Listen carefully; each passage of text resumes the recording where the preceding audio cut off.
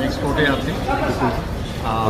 আমরা মুক্তিযুদ্ধ দেখিনি, এর পরবর্তী প্রজন্ম, আমাদের পরিবারে যারা মুক্তিযুদ্ধে ছিলেন, আমার বাবা ওনারা যারা ছিলেন, সেই ৭১-এর স্মৃতিবিজড়িত কালুঘাটায় ওনার অবস্থান। তো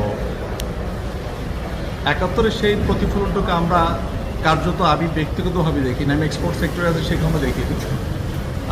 বিনিয়োগগুলো বরঞ্চ যাতে প্রত্যাশিত খাতে না হয় সেই প্রচেষ্টা ছিল, অপচেষ্টা ছিল, বাট বলার সুযোগ ছিল না।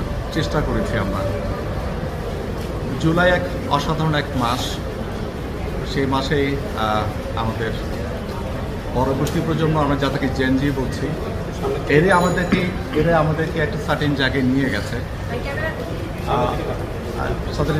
গেছে, এবং একটা অসাধারণ একটা মাহেন্দ্রক্ষণ আমাদের উপনীত করেছেন, যেখানে আমরা বাংলাদেশের স্বাধীনতার মৌলিক বিষয়